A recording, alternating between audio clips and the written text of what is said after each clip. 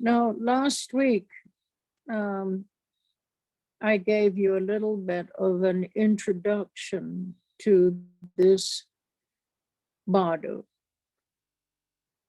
And as I said, the word bardo means in between 2 points. So it could mean in between 2 thoughts. That would be a bardo.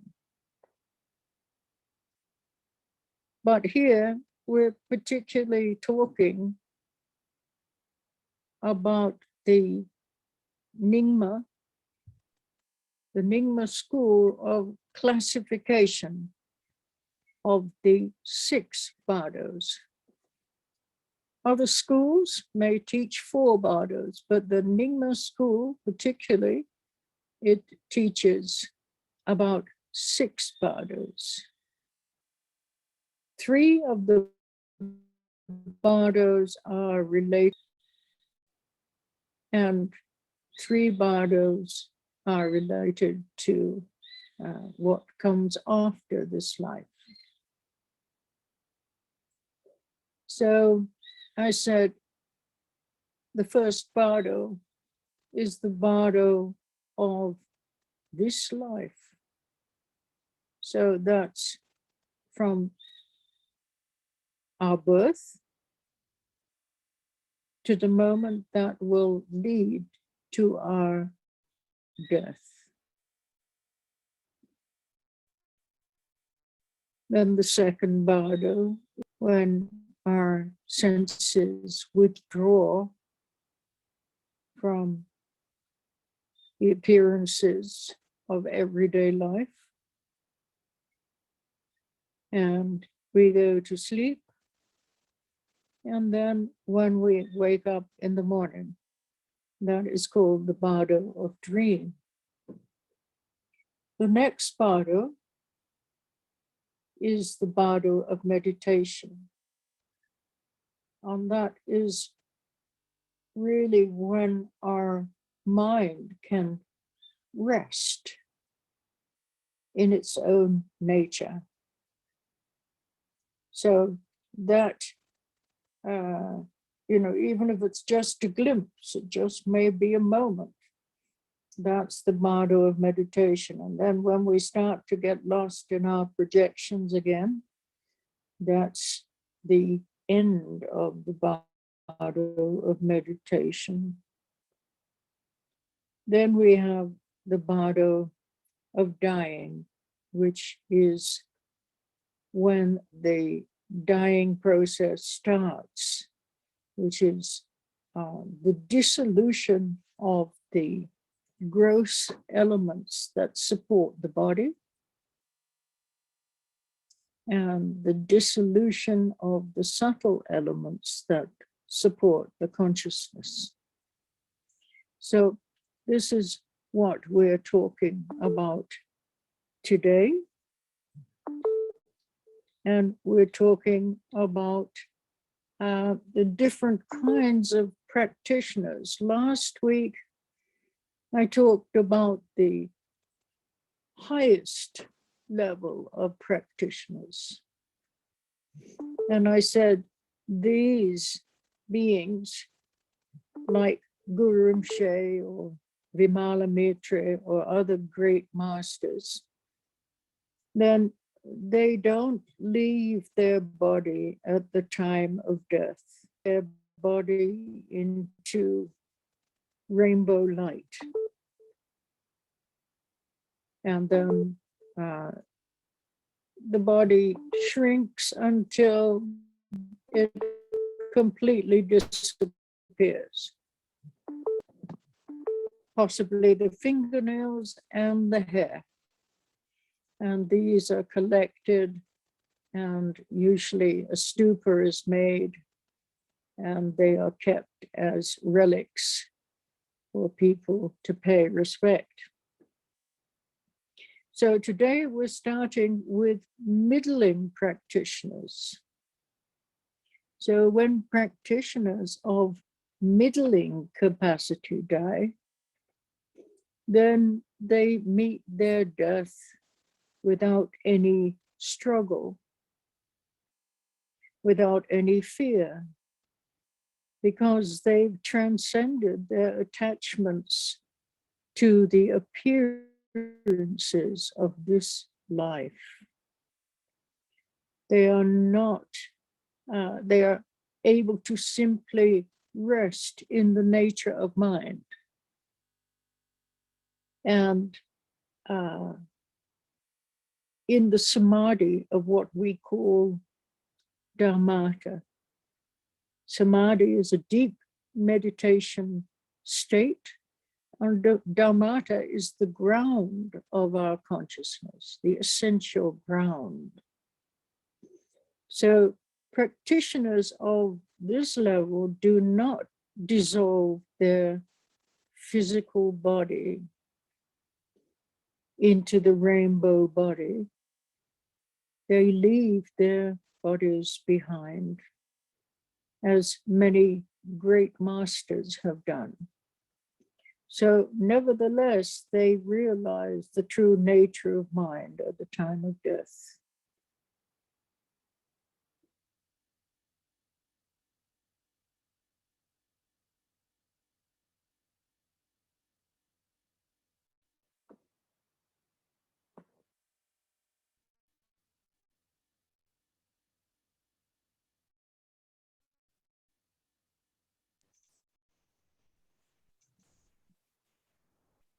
Na semana passada, eu apresentei para vocês uma introdução do bardo. E bardo significa no meio de dois pontos. Pode ser, inclusive, no meio de dois pensamentos.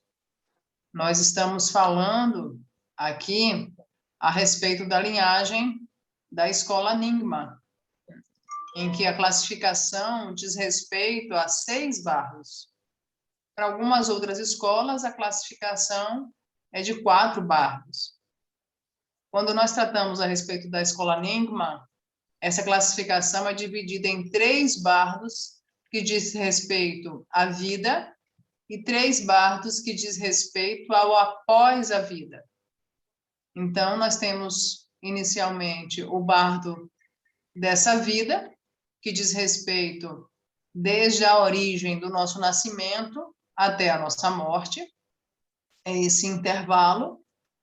O bardo dos sonhos, que quando os nossos sentidos se recolhem a respeito das aparências que nós temos dessa vida, e dura do momento em que há esse recolhimento dos nossos sentidos até o momento em que nós acordamos pela manhã. Há o bardo da meditação, que é quando a nossa mente repousa em sua própria natureza, e mesmo que haja apenas lampejos, apenas um momento, isso é considerado um bardo. E mesmo que isso aconteça em um dado momento, em um lapso de tempo, e aí nós nos perdemos nas nossas projeções.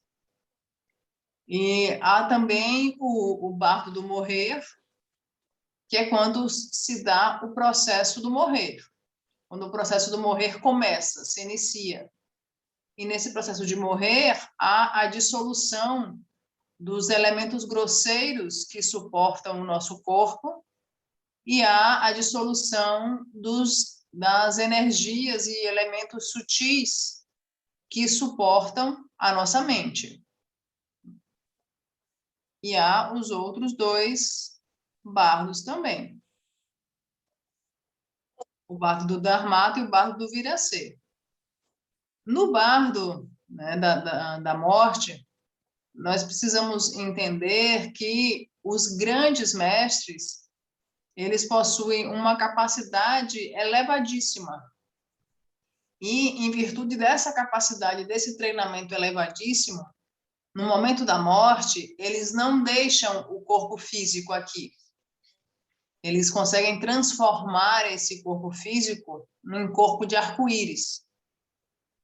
E eles se transformam em luz, e a única coisa que eles deixam aqui são unhas e cabelos.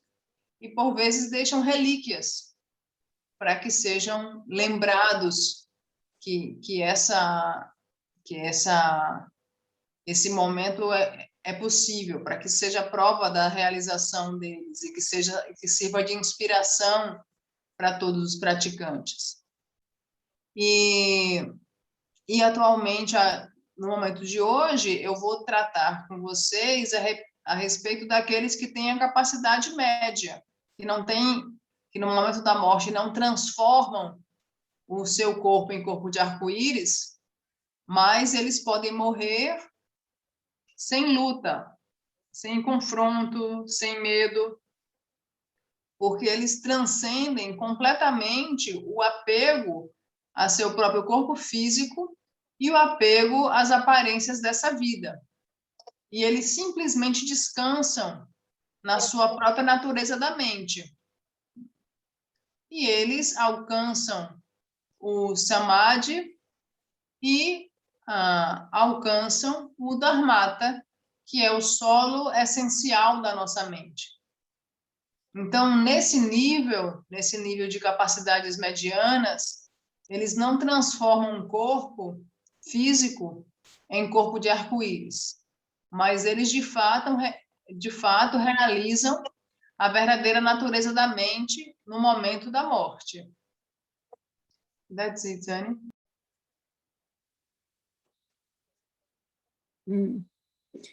Carla, we have to be a little bit more precise when we say the bardo of this life is from to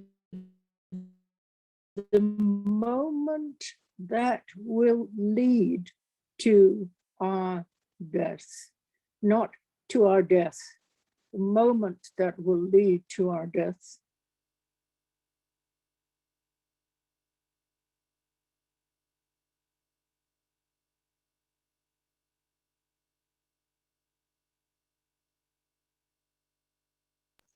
Anne está mencionando que nós precisamos ser muito, muito precisos com a nossa linguagem. Então, quando a gente está tratando do bardo dessa vida, nós precisamos entender que o intervalo do bardo dessa vida é do nosso nascimento até o momento em que nós somos conduzidos para a nossa morte. Então, não é do nosso nascimento até a nossa morte, né? Então, nós não devemos usar essa palavra, né? Porque parece que é algo que finda ali. E não é. O bardo dessa vida é do nosso nascimento até o momento em que nós somos conduzidos para a nossa morte. No bardo dessa vida não há a completude do processo da morte. Aí já diz respeito a outro bardo. A Anne está dizendo que a gente precisa ser bem preciso com as palavras para que a gente entenda com clareza. That's it, Anne. Okay. The practitioners of these two capacities, the higher and the middling capacity, they don't go through the experience of the bardo of death. And so they do not need to be concerned with the teachings and instructions on those bardos. Death for them becomes the experience of great samadhi, of profound realization. Yogis such as Milarepa and Padampa Sanghi, they used to sing their teachings. There's a whole book on the songs of Milarepa. So both Milarepa and Padampa Sanghi sang about this again and again. They said that death is not death for a yogi. It is a little enlightenment. That is the song of these masters, repeated and echoed throughout the centuries. That is what we will experience if we can die in such a manner.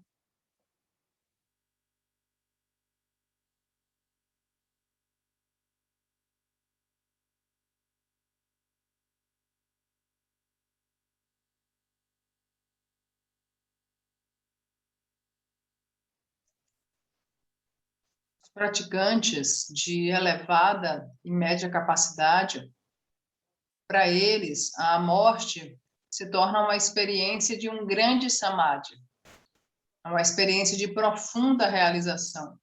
Não é, de fato, uma experiência de morte, é uma experiência de samadhi, de profunda realização. E grandes yogis como Miralepa e Padampasang, um livro de Miralepa são as canções, né, de Miralepa, as músicas, e para esses yogis se diz que morte não é morte para yogi, é samadhi. E isso é o que experienciaremos se nós pudermos morrer de tal maneira. Nós não experienciamos morte como morte, mas sim como uma experiência de iluminação, como uma experiência de samadhi. That's it. Yeah, so now we come to the lesser practitioners. And practitioners of a lesser capacity, those who do not possess a strong and stable realization of the experience of the body at the time of death. Therefore, the instructions of Padmasambhava are crucial. They are like an emergency kit for use in the event that everything does not go as planned. In that case, we have a backup plan. If plan A doesn't work, then at least we can go to plan B.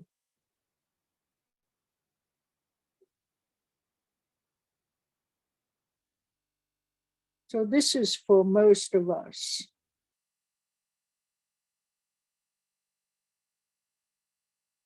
Because we don't have confidence in our own nature.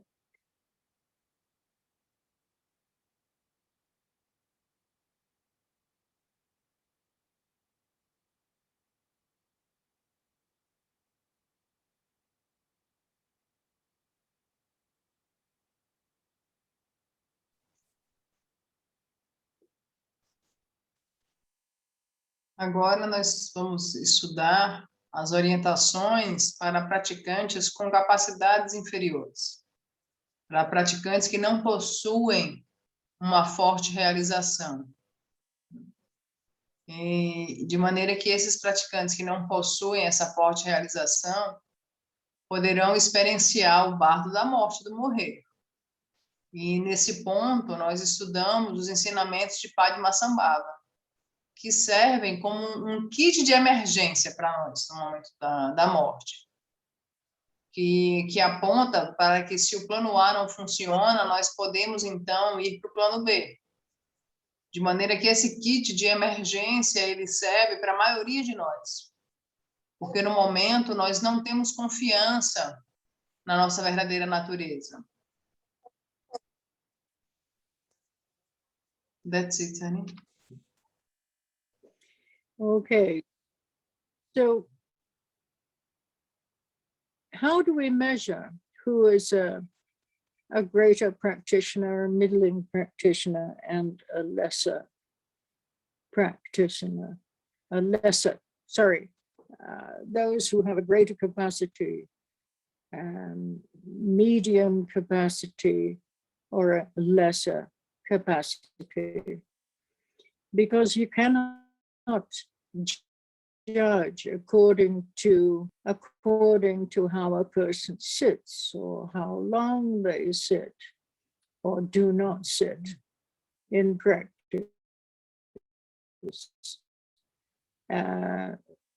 We can, the basis of inner development, what is going on in that person's mind, and that is the only way a person's level of practice can be known.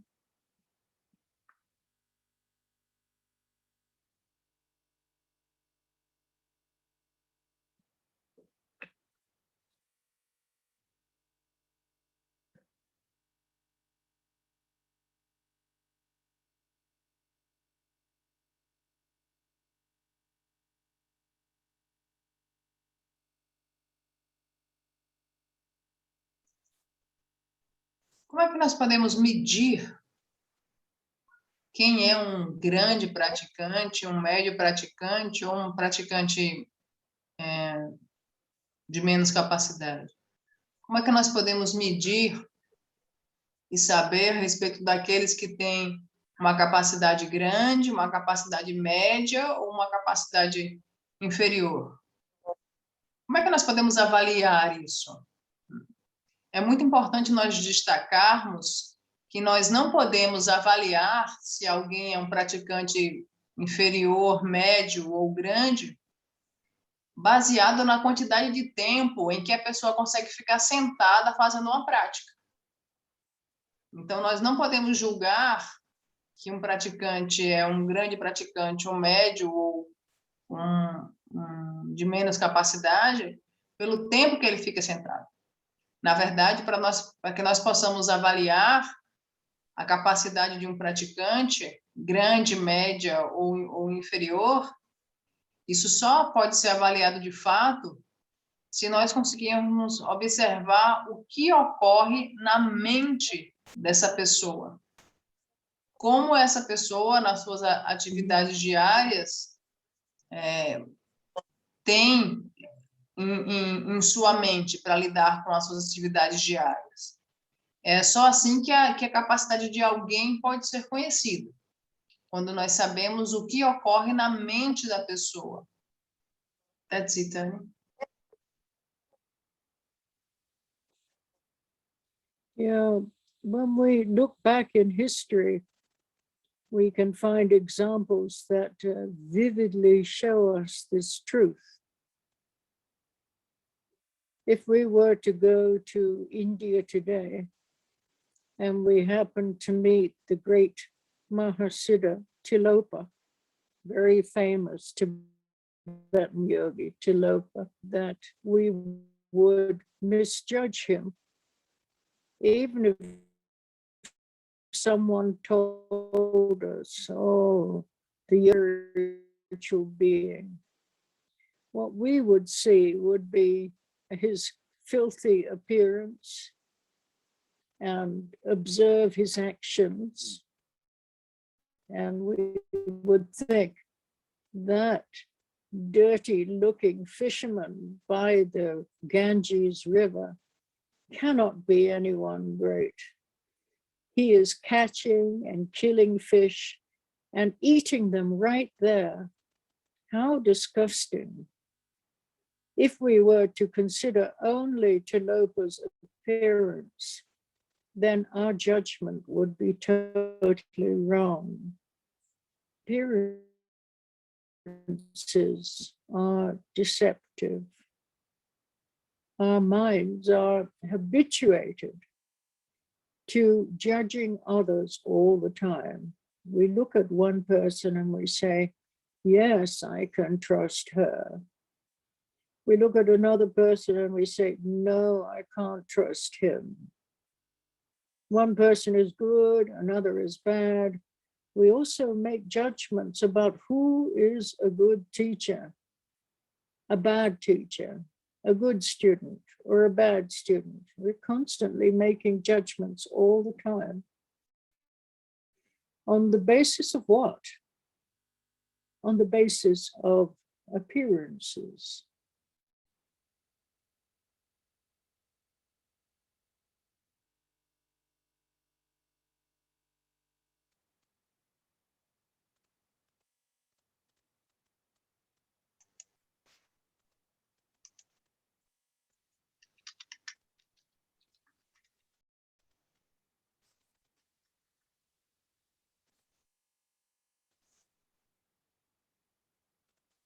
Quando nós analisamos para o passado, para a história, vividamente vemos essa história, desse julgamento a respeito de quem tem uma grande, média ou uma capacidade inferior, quando nós analisamos a história na Índia.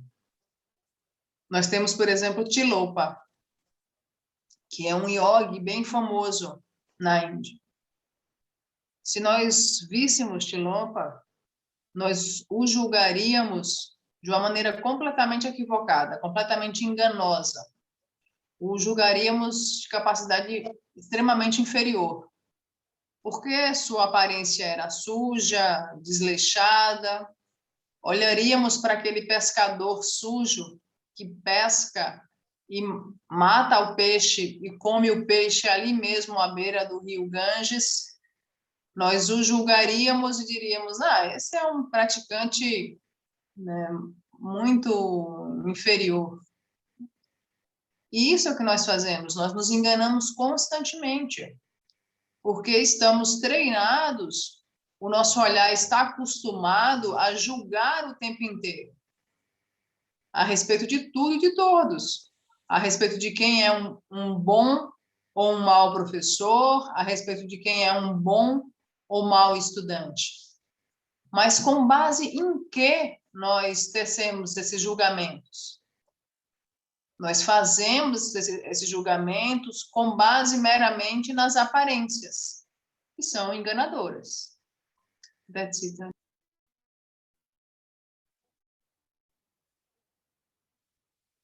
Yeah, so until we're realized beings ourselves, we cannot judge the spiritual state of others. We can make such judgments only when we have the realization to directly read someone else's mind. And some of these great masters like Digo Khyentse, you didn't have to ask him a question. He could read your mind easily. He would answer your question. So then we say, yes, this person has many negative thoughts, or this person has many positive thoughts. So only then we can say whose mind is calm and whose mind is agitated and who lacks training. So it's not sufficient to say, I think this or I think that. We must be able to see clearly.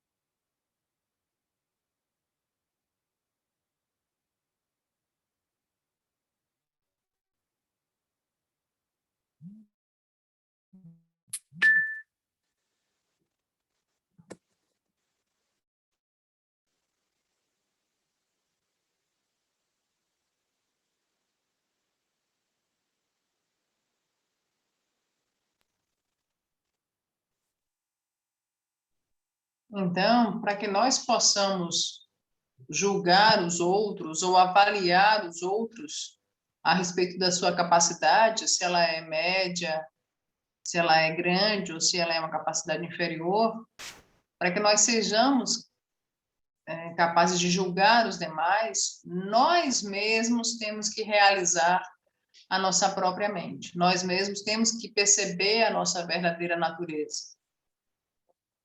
Porque se nós fazemos isso, nós seremos capazes de ler a mente dos outros.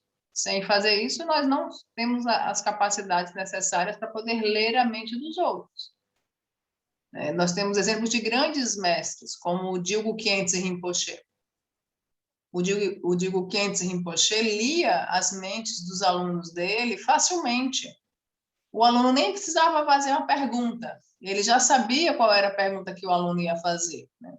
O aluno nem precisava fazer nenhum tipo de movimento com relação a qualquer tipo de questionamento, porque ele podia ver claramente que aquela pessoa tinha muitos pensamentos negativos, aquelas pessoas tinham diferentes tipos de padrões de pensamento. Ele sabia dos seus alunos quem tinha a mente calma e clara e quem tinha a mente agitada e ansiosa. Ele podia claramente ler a mente de todas as pessoas. Então, ele é um exemplo, um exemplo que eu tive na minha própria vida, na minha própria experiência, de alguém que tinha essa capacidade. Então, primeiro nós temos que ver claramente a nossa verdadeira natureza, primeiro nós temos que ter essa mente calma e clara para que nós possamos julgar os demais a respeito das suas capacidades, se são superiores, médias ou inferiores. That's it, Annie. So similarly, the only way that we can judge our own practice is by reading what's going on in our own minds, and really being honest with ourselves. We cannot judge according to how long we practice meditation today or how well we seem to conduct ourselves. These are not the factors by which to judge. The only meaningful way mind and to see our thought patterns, our emotions, and our overall habitual tendencies. So we need to read our own mind in order to see how much we are grasping at this world and how attached we are to it. We're the only ones who know how attached we are to these appearances of this world. To what degree could we let go of the world right now and simply sit in a state of calmness and clarity? Only we can make those judgments about ourselves. Nobody else can make them. But we need to be honest. We're not honest with ourselves, then we don't know how to practice at all.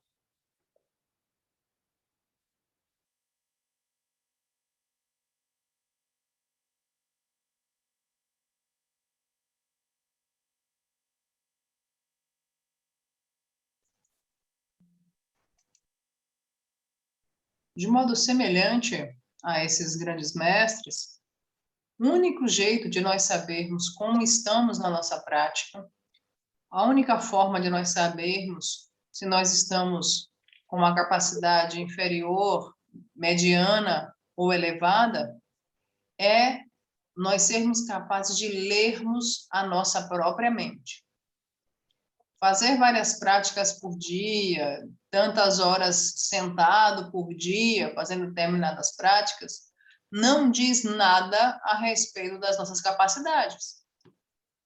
Porque o que diz de fato a respeito das nossas capacidades é a nossa habilidade de ver os nossos próprios padrões de pensamento, de ver com clareza as nossas projeções, as nossas emoções, as nossas tendências pictóricas e vemos como nós nos agarramos a esse mundo. Quando nós somos capazes de perceber quão apegados nós estamos às aparências desse mundo.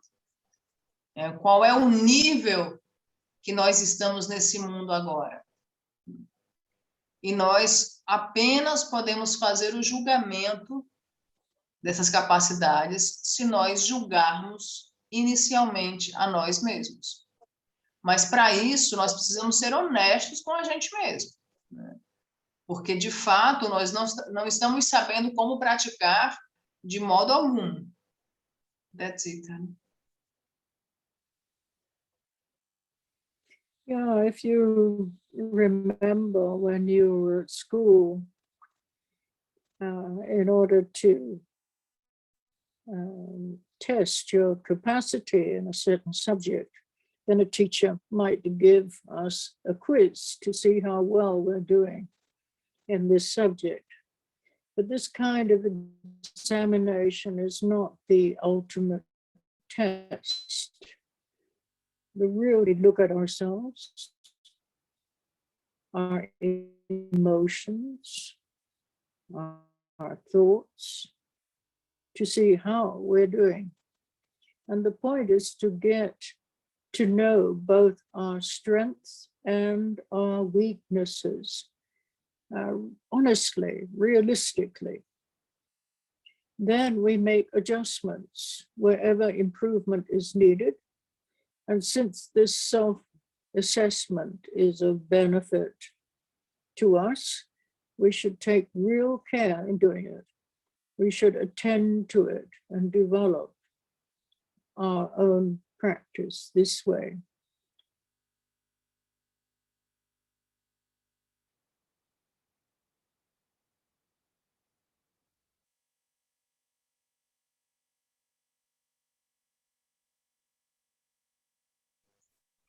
Se você se recorda, quando você ia para a escola, estudar determinada matéria, determinado assunto, para testar a sua capacidade sobre aquele assunto, o seu professor fazia uma sabatina, fazia um questionário para ver como nós nos saíamos a respeito daqueles ensinamentos. E é isso que nós devemos fazer com nós mesmos. Nós devemos fazer essa sabatina, esse questionário. E devemos olhar para nós mesmos e perguntarmos como estão as nossas projeções, como estão os nossos pensamentos, como estão as nossas emoções. Nós temos que ver com clareza as nossas forças e as nossas fraquezas. E a partir dessa análise, desse questionário que nós fazemos para nós mesmos, nós podemos fazer os certos ajustes do que pode ser melhorado, do que deve ser praticado e do que deve ser evitado. Então, com essa clareza, com essa destreza, nós vamos colocar mais atenção na nossa prática para poder desenvolvê-la em toda a sua potencialidade. That's it, Tani.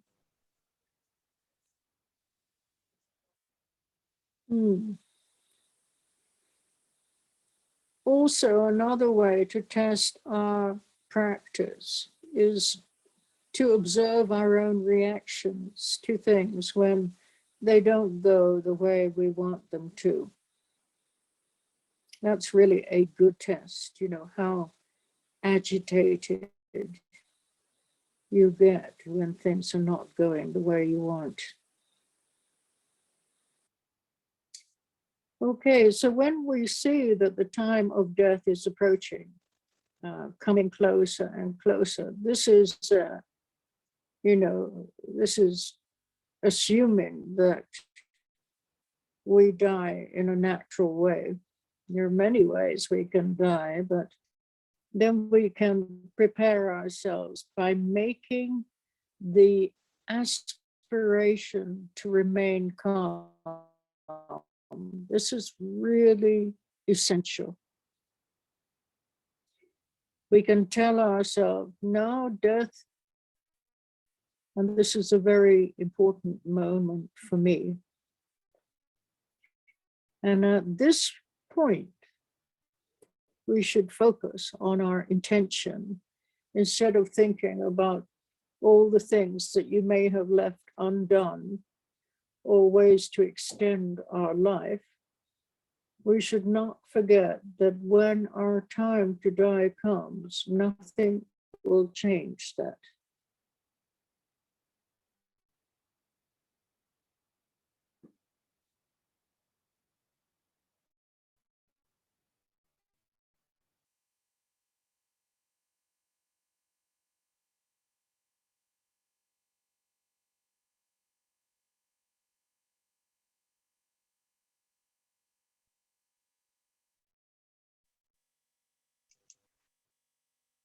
Também, um outro modo de nós testarmos a nossa prática é observarmos as nossas reações.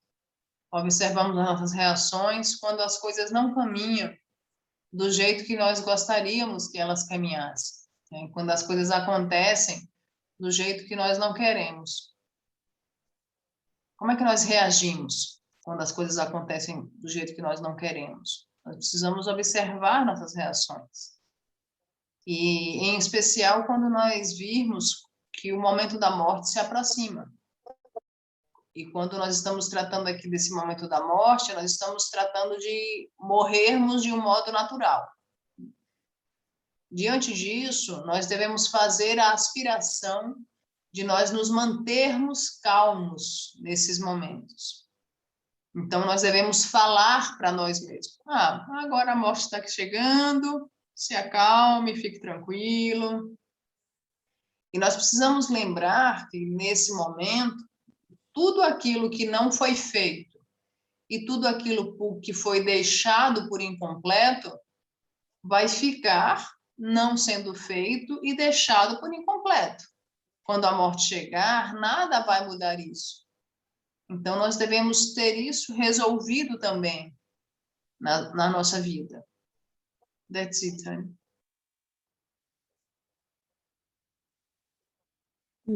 So there's a story about the death of the young daughter, and the young girl died in the lap of Padmasambhava. The king was suffering terribly, and he pleaded with Padmasambhava. Now, Padmasambhava had many miraculous powers. He performed many inconceivable feats, such as subduing all the obstacles, the maras, the powerful negative energies that were obstructing the practice of the Dharma in Tibet. Wish.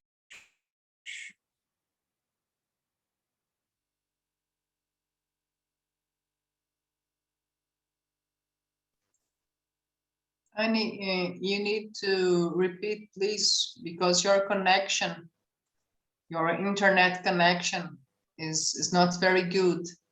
I could hear that there is a story about the death of the daughter of a king who talks to Padmasambhava. And yes, the king was suffering a lot. Yes, and Padmasambhava he pleaded. Okay. He pleaded. He pleaded with Padmasambhava. He said, please bring my daughter. Though Padmasambhava had great powers, some of his powers miraculous powers, and he had performed many inconceivable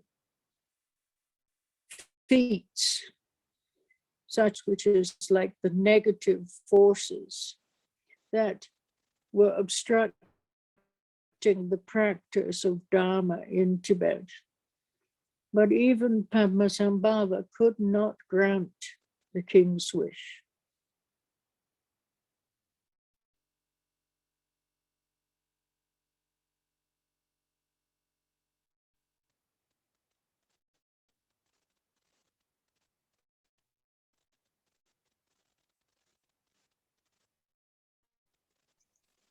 Há uma história a respeito da morte da filha de um rei.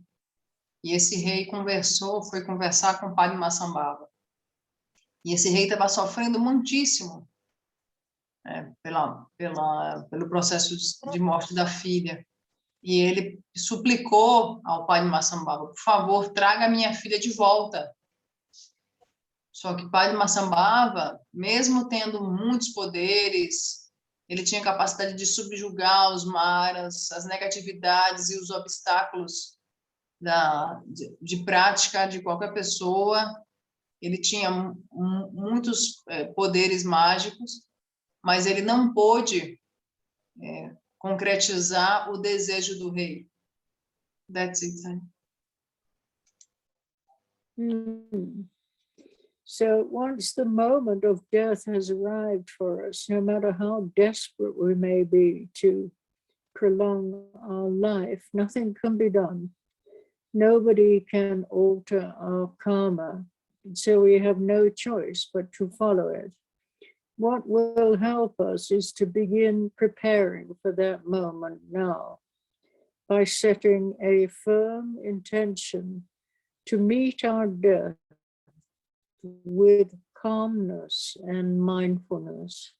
So we prepare ourselves mentally by becoming familiar with the stages of death and then affirming our intention to remain calm and present, alert and mindful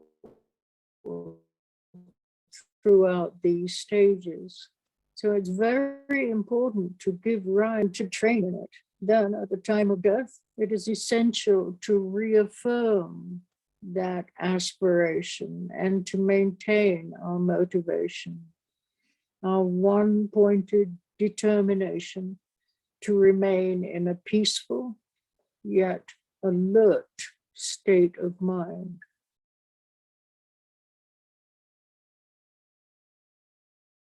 So we need to make that aspiration now so that it's very strong in our mind.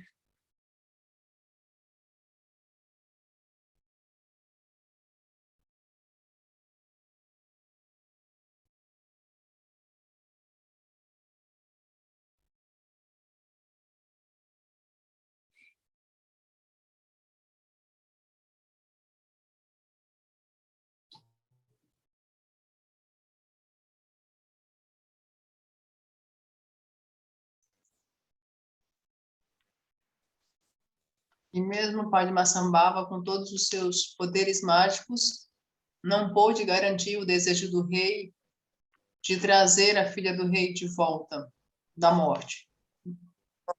De maneira que quando o momento da morte chegar para nós, ninguém vai poder alterar isso, porque ninguém pode alterar o nosso karma. Esse momento simplesmente vai chegar.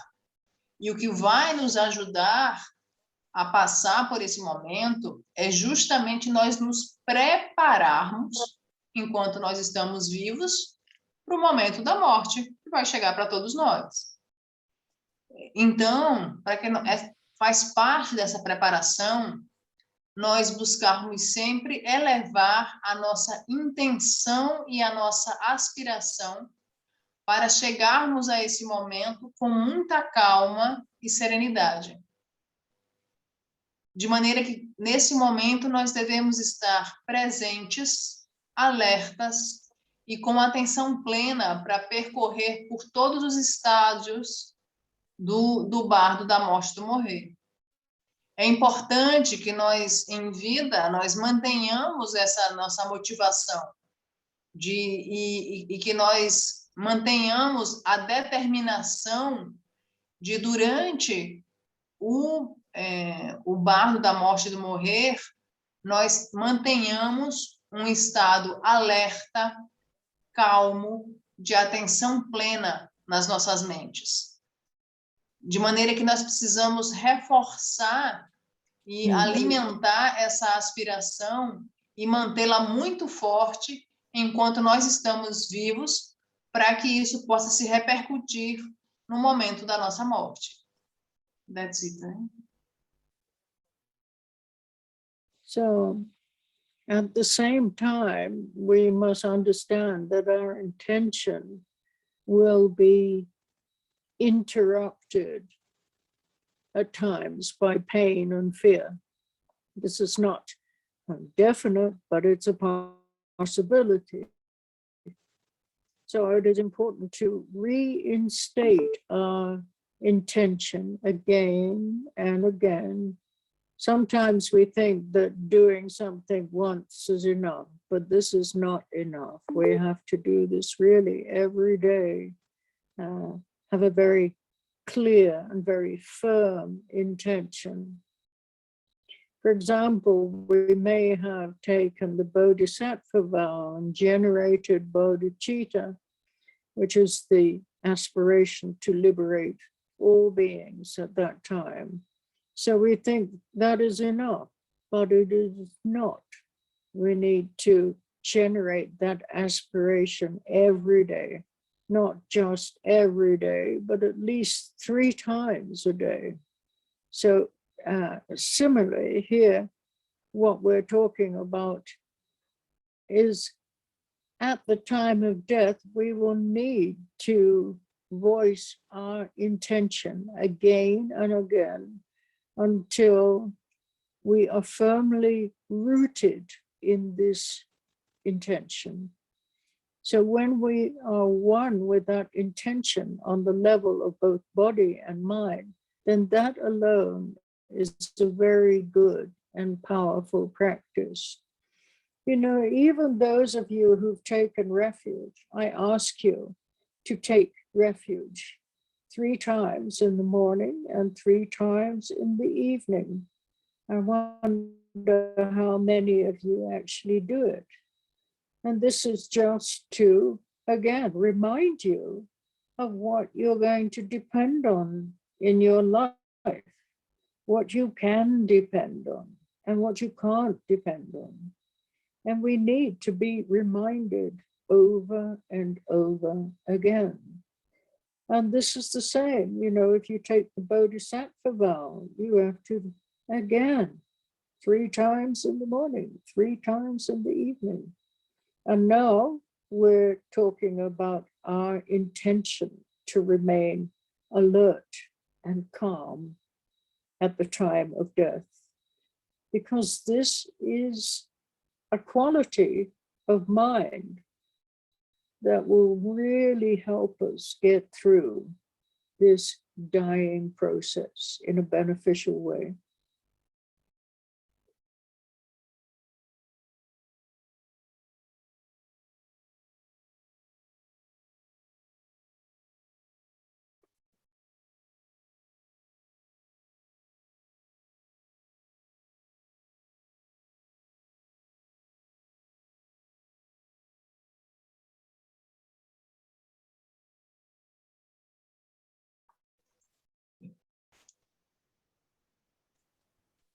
Can you hear me, Carla? Because Yes, my picture is frozen. Okay, I could hear you. Ao mesmo tempo, nós precisamos compreender que no momento da morte, no momento do bardo da morte do morrer, a nossa intenção, ela vai ser essa intenção que nós temos de manter o estado alerta, calmo, de atenção plena, ela vai ser interrompida, por vezes, por medo e por dor. Então, é importante que nós reforçamos essa intenção de novo e de novo enquanto nós estamos vivos. Nós precisamos fazer isso todos os dias com intenção firme e clara. E quando nós analisamos o voto de Bodhisattva a respeito de Bodhicitta, é que nós devemos gerar a aspiração de liberar todos os seres, todos os dias.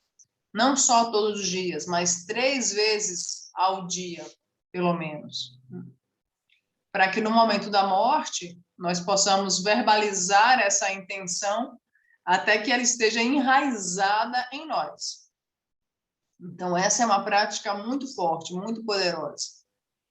Do mesmo modo, a prática de refúgio, que eu sempre peço para vocês, né, que façam 3 vezes de manhã e 3 vezes à noite, para que vocês se lembrem do que vocês podem depender para alcançar a felicidade genuína. E eu peço que vocês façam isso 3 vezes de manhã e 3 vezes à noite, para que vocês se lembrem de que vocês podem depender de novo, até que isso esteja enraizado em nós. That's it, Tani.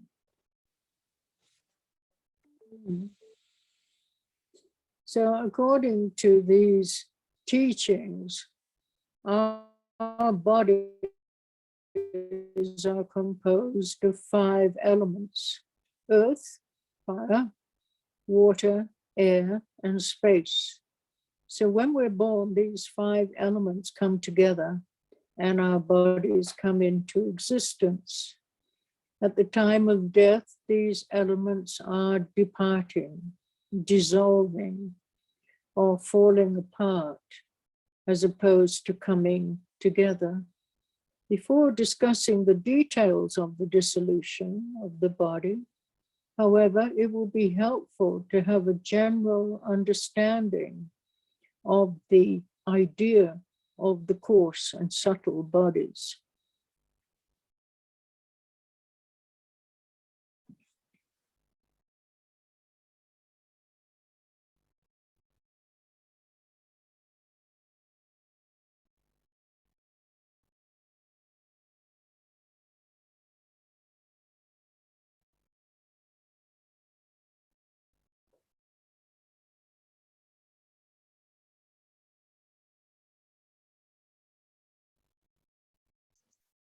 Aqui nós estamos tratando a respeito da nossa intenção de nos mantermos alertas e com atenção plena para que possamos passar pelo processo de morrer de um modo benéfico, de fato. E de acordo com esses ensinamentos, no processo de morte do morrer, há a dissolução dos elementos. Esses elementos são os elementos que fornecem o suporte para o nosso corpo físico, né? E que são os elementos terra, fogo, água, ar e espaço. No momento da morte, esses elementos eles estão se dissolvendo, se despedaçando, de maneira que há dissolução desse nosso corpo grosseiro. E esses elementos eles precisam estar reunidos e compactados para que nós tenhamos o nosso corpo físico firme, estruturado. E no momento da morte, o que ocorre é a dissolução desses elementos, terra, fogo, água, ar e espaço. E é importante que nós tenhamos aqui a noção, a ideia do que significa o corpo grosseiro e o corpo sutil, o corpo físico e o nosso corpo de energia. That's it, Tani.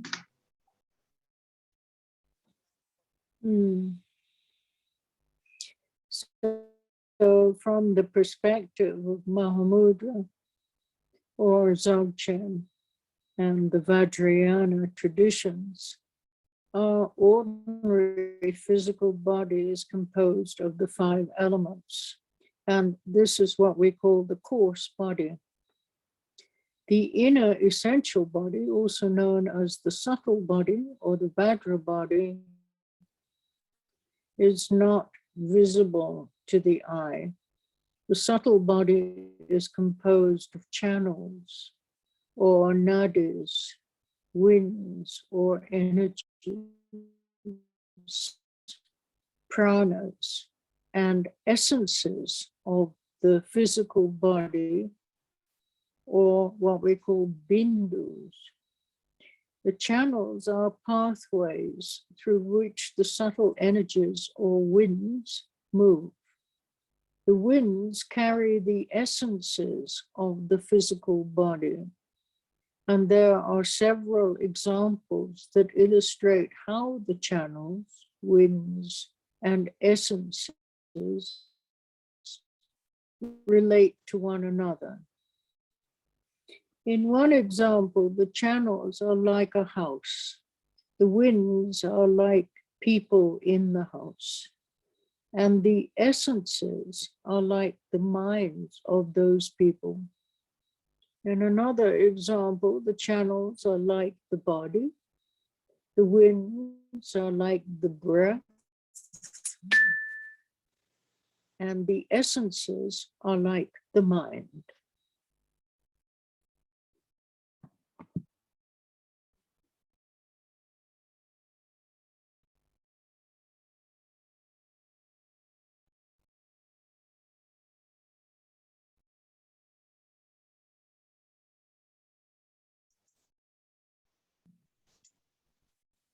Então, no que diz respeito à perspectiva do Mahamudra, do Dzogchen ou Mahayana, ou Vajrayana, o corpo grosseiro é composto dos 5 elementos: terra, fogo, água, ar e espaço. E o corpo sutil, ou corpo Vajra, é composto de energia, de canais, de pranas. E a essência do corpo físico é Bindu. E os ventos carregam as essências do corpo físico.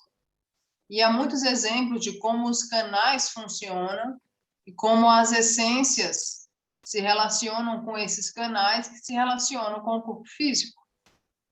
Se diz que os canais são como uma casa, o vento são como as pessoas que moram nessa casa, e a essência é a mente dessas pessoas que moram nessa casa.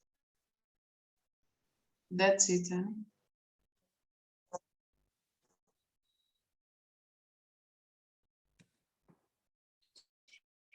from the perspective of these teachings, the inner essential nature of mind, which is referred to as the connate wisdom of the specific terms that are used in Vajrayana. This is the basis for the development of the inner essential body or the subtle body. The inner essential body is in turn the basis for the development of the coarse body. So thus the physical body arises from mind, like the rays of sunlight arise from the sun. In terms of the elements, the body's development follows a progression that originates with the element of space. From space, the element of consciousness arises. From consciousness, the element of wind arises. From wind, the element of fire arises. From fire, the element of water arises. From water, the element of earth arises. So the correspondence between the body and the elements is as follows. Flesh corresponds to the element of earth. Bodily fluids correspond to the element of water. Bodily warmth corresponds to the element of fire. Breath corresponds to the element of air. And mind consciousness corresponds to the element of space. So the coming together of all these elements results in the complete formation of body and mind on both the coarse and subtle levels.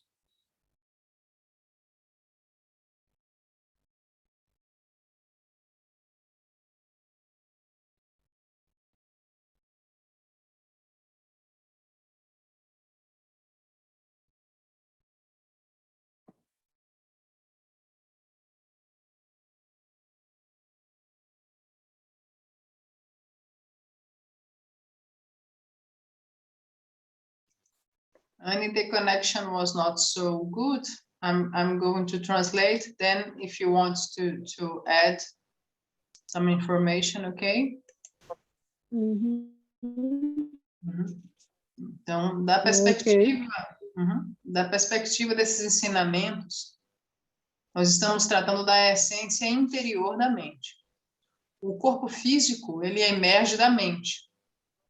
Em termos de elementos, o corpo segue a sua progressão, que se origina do espaço.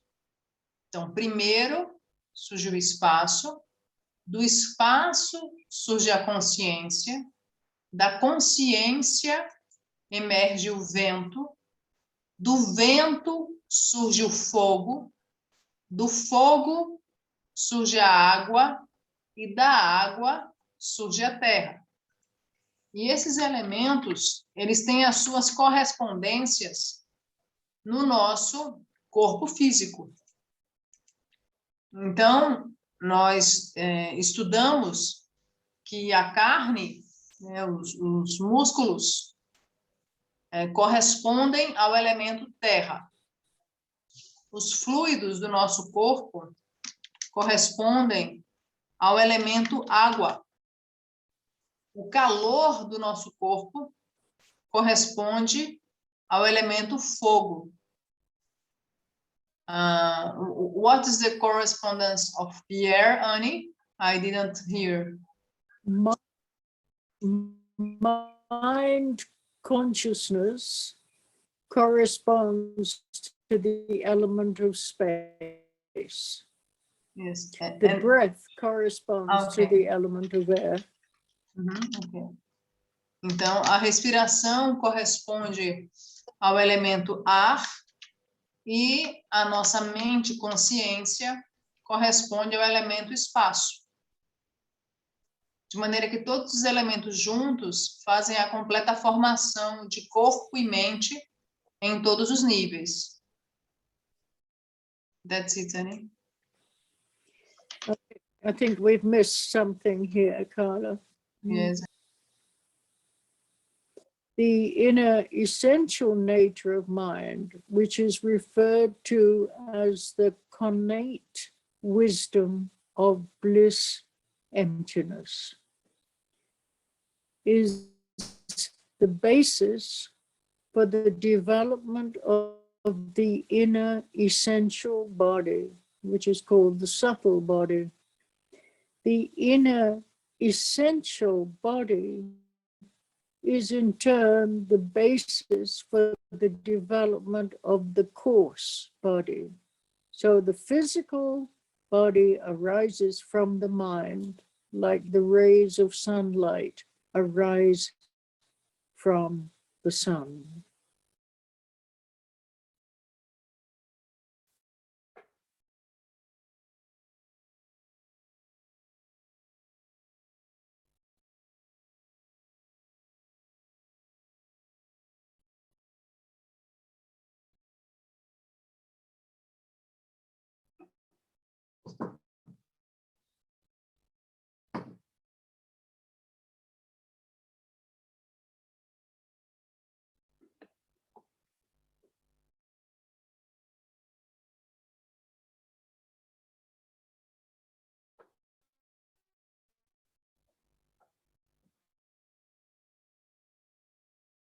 A Annie está acrescentando aqui que a natureza interna essencial é a sabedoria cognoscente de toda a vacuidade. E o corpo sutil, Bliss. Ah. Bliss emptiness. Uhum. É a sabedoria cognoscente da vacuidade de êxtase, ou vacuidade de bem-aventurança. Essa natureza interna essencial é a sabedoria cognoscente, ou seja, que conhece a vacuidade da bem-aventurança. E no corpo sutil, a essência interior é a base do desenvolvimento do corpo físico. Como os raios solares vêm do sol, o corpo físico vem do corpo sutil. Mário, can you translate? With the element of space.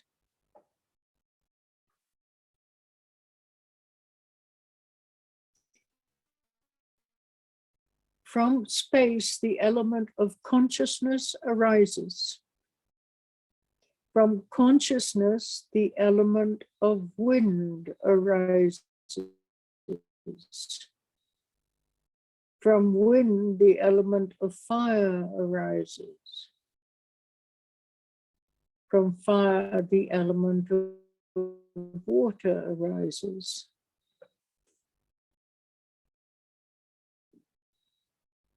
From water, the element of earth arises.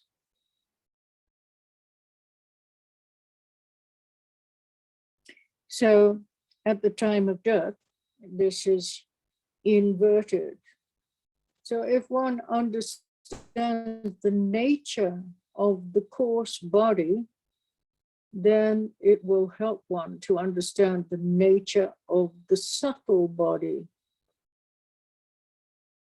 And if one understands the nature of the subtle body, it will help in realizing the ultimate nature of mind. So therefore, the coarse body, the subtle body, and the nature of mind are all interdependently connected. And for this reason, it's important to study the way the body is established, or the way the body comes into being, as well as how it dissolves. So the view from the Hinayana view, formation of the physical body as the result of negative karma.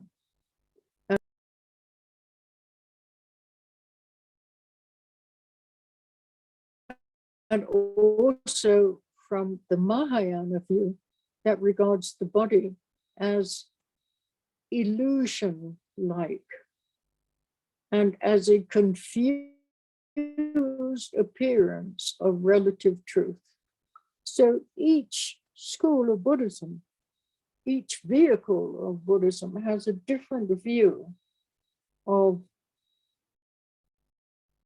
how the body comes into existence and what it happens at the time of death. Only the Vajrayana view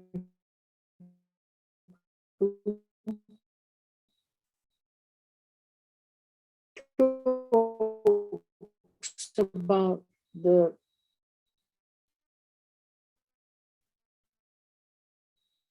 coarse and subtle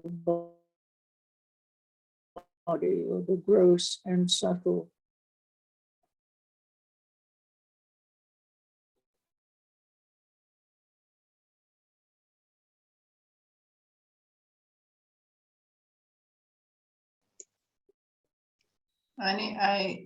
We have many cuts in the transmission.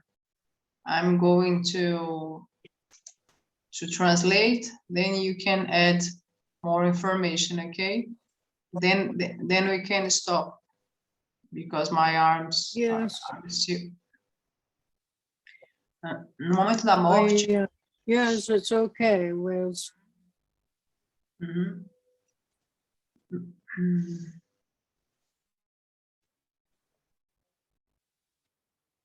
No momento da morte, né, nós precisamos compreender como acontece essa progressão dos elementos.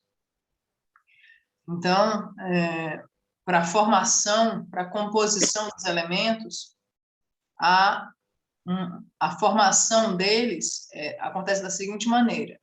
Primeiro acontece o elemento espaço. Do elemento espaço surge o elemento consciência. Do elemento consciência surge o elemento vento. Do elemento vento surge o elemento fogo. Do elemento fogo surge o elemento água. Do elemento água surge o elemento terra. Então, no momento da morte, essa progressão, ela se inverte. Acontece essa inversão na dissolução dos elementos. E para que nós compreendamos isso com inteireza, nós precisamos compreender qual é a natureza do corpo grosseiro, qual é a natureza do corpo sutil. E se nós soubermos qual é a natureza do corpo sutil, nós saberemos qual é a natureza da mente. E todas essas naturezas, natureza do corpo grosseiro, natureza do corpo sutil e a natureza da mente, todas essas naturezas são interdependentes. Então, por essa razão, é muito importante nós estudarmos como esse corpo é estabelecido e como esse corpo se dissolve. A visão do Hinayana diz respeito que esse processo é o resultado do nosso karma negativo. Na visão Mahayana, na visão Hinayana, o corpo físico é o resultado do karma negativo. Na visão Mahayana, o corpo físico é visto como uma ilusão, como uma aparência confusa da verdade relativa.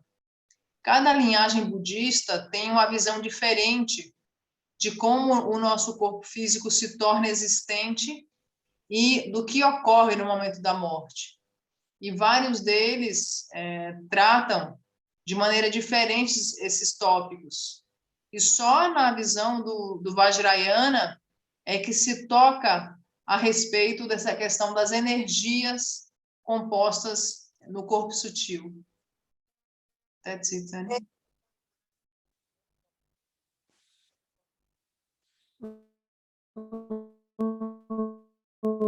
Okay, Carla. Let's give Carla a break. So, is there anyone else here who can translate? This is a very Algumas important. questões. Yes, this is a very important part of the teaching, so I'm not going to go on without a good translator. Essa é uma parte muito importante dos ensinamentos. Então, a Anne mencionou que ela não vai prosseguir nos ensinamentos sem um tradutor mais treinado.